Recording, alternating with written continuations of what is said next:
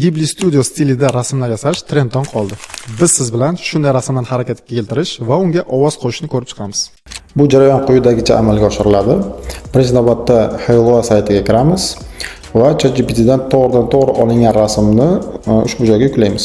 Biz bu yerda oldindan tayyorlangan rasmdan foydalanamiz va qisqa promptni yozamiz. Ya'ni bu yerda siz o'zingiz xohlagan harakatni ifodalovchi uchun prompt yozishingiz mumkin. Va bu kamera ikonkasining ustiga bosamiz. Buni bosganingizda yon tomonda bizga tayyor kamerani har xil harakatlanuvchi tayyor shablonlarni ochib beradi. Bu yerda siz o'zingizga ma'qulni tanlaysiz.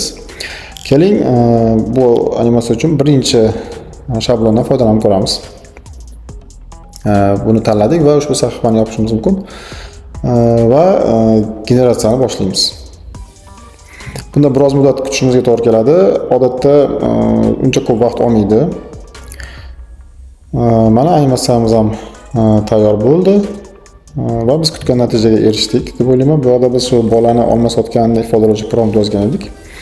Eng muhimi, bu saytdan foydalanish boshida bepul kredit beradi, bemalol foydalanishingiz mumkin. Va tayyor animatsiyamizni quyidagi joydan saqlab olishimiz mumkin.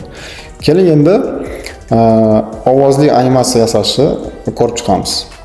Ovozli animatsiya yasash uchun avvalamiz Federator.com saytiga o'tib olamiz. Bu yerdan ro'yxatga o'tamiz.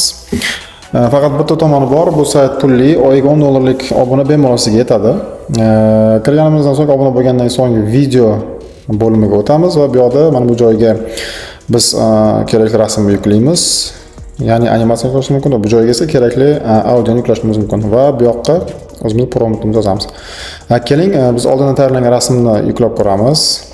O'sha o'zimizni shum bola va bu joyga ovoz yuklaymiz. Bu yoqda xolasangiz yozib olingan audio tayyor yoki tekstdan yoki bo'lmasam diktofonda yozishingiz ham mumkin. Biz tayyor ovoz yuklaymiz va bu joyga kerakli promptni kiritamiz.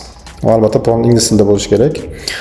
Bu yoqda razmer tanlaymiz. Bu YouTube format. Bizga keling hozir Instagram formatini tanlab ko'ramiz. Instagram uchun bu yerda 720 piksel turadi, bu ham auto turadi va generatsiyani boshlaymiz. Bu yerda bizga 50 hafta kredit oladi bitta animatsiya qilib berish uchun. $10 ga, ya'ni 1000 ta kredit olishingiz mumkin. Mana уже tayyor. Bemalol ko'rishimiz mumkin.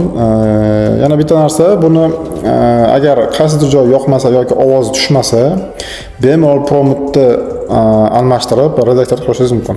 Yasash qiyin emas. Saytda juda ham tushunarli ketma-ketlikda joylashtirilgan, ko'rsatilgan. Hozir shu sayt orqali o'zim yasagan yana ikkita videoni ko'rsatmoqchiman.